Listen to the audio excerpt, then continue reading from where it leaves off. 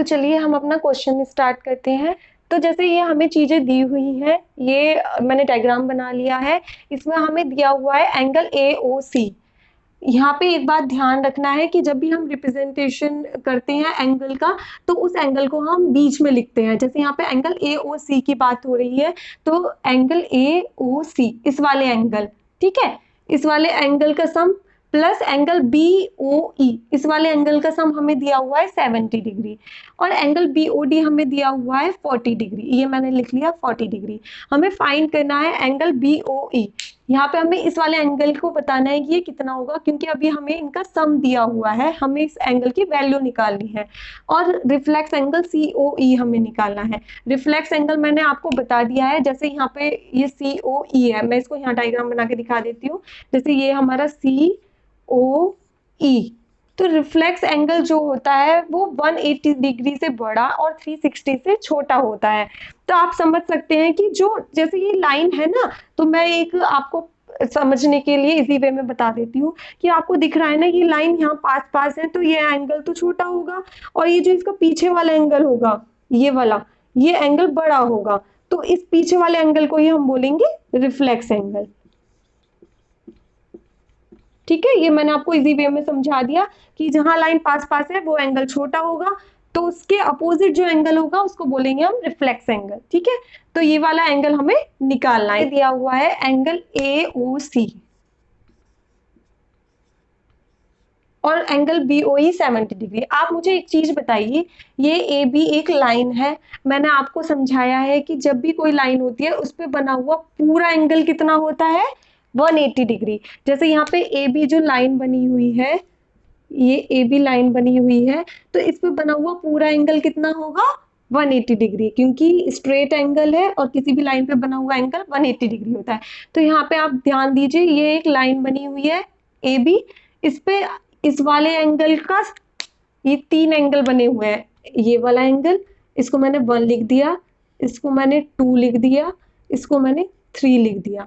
तो इन तीनों एंगल्स का सम कितना होगा, 180 डिग्री, क्योंकि ये हमारी स्ट्रेट लाइन है और स्ट्रेट लाइन पे बना एंगल होता है 180 डिग्री। तो यहाँ पे एंगल 1 को हम लिख सकते हैं एंगल ए ओ सी, ठीक है,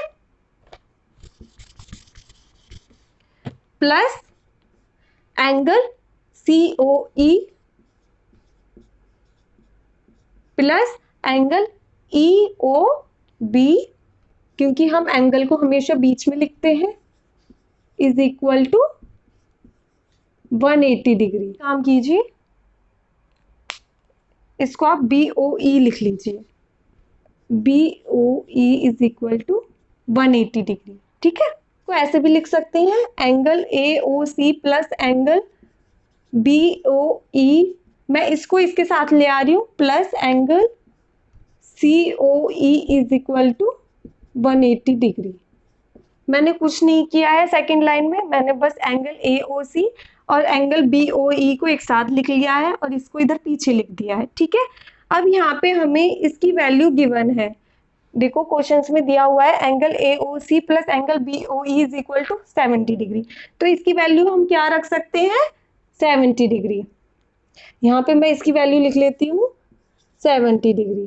ठीक है, plus angle C O E is equal to 180 degree. इसके आगे हम मेंशन कर देते हैं angle A O C plus angle B O E is equal to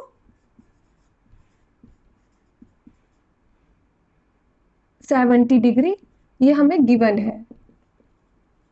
ठीक है, ये हो गया। अब यहां से एंगल सी ओ ई की हम वैल्यू निकाल सकते हैं, 70 उधर जाके माइनस में जाएगा, 180 माइनस 70, तो एंगल सी ओ ई आ जाएगा हमारा 110।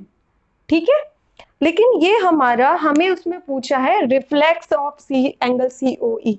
ओके, तो ये जो एंगल आया है ये हमारा आया है, जैसे ये हमारा सी ओ ई है, सी ओ ई,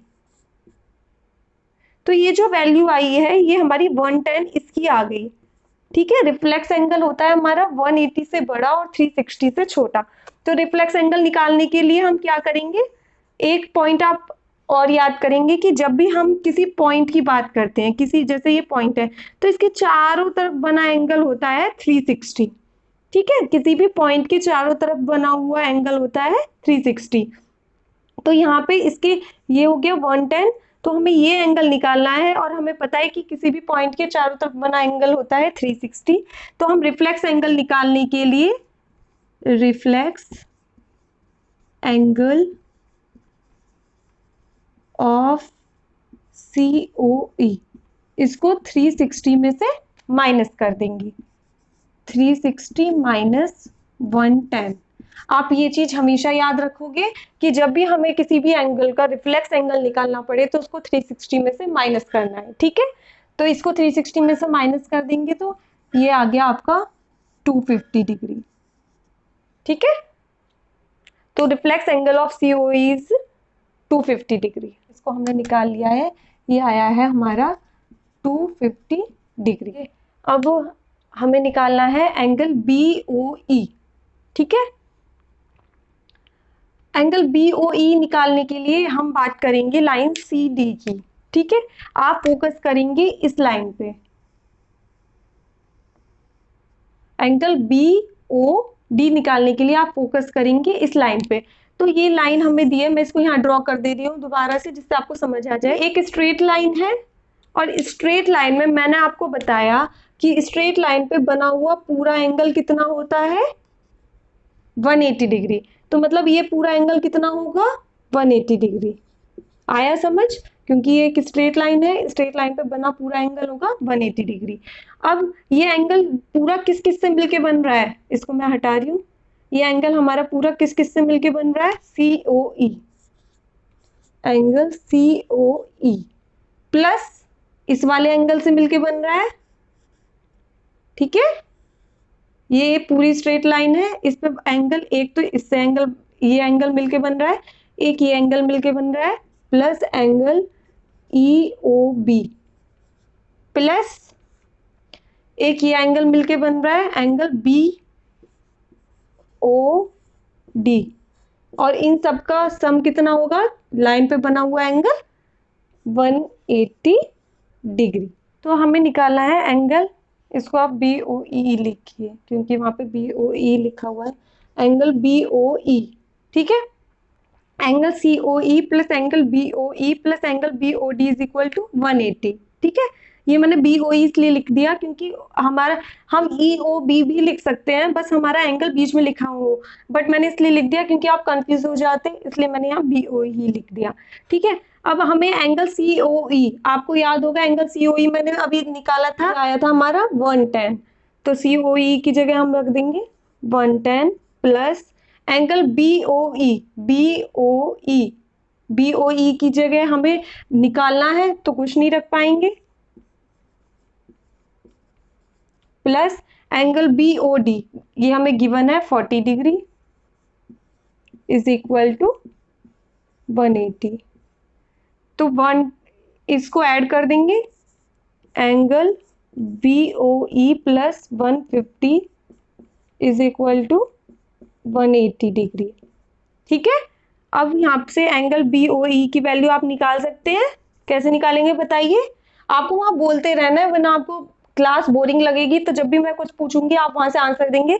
कैसे निकालेंगे हम एंगल BOE, ये 150 हमें उधर ले जाना पड़ेगा और ये क्या हो जाएगा वहां माइनस, 180 में से 150 माइनस करोगे, यहाँ पे मैं लिख देती हूँ 180 माइनस 150, और 180 में से 150 माइनस करोगे तो कितना आएगा 30 डिग्री। वेरी गुड, तो एंगल BOE इज 30 डिग्री। तो चलिए इस तरह से ये हमारा फर्स्ट क्वेश्चन सॉल्व हो गया। मुझे लगता है कि आपको समझ आ गया होगा, और अगर आपको कोई भी क्वेरी है तो आप कमेंट बॉक्स में लिख के जरूर कमेंट करें। मैं पूरी कोशिश करूंगी कि मैं आपकी क्वेरी को नेक्स्ट वीडियो में सॉल्व कर दूं।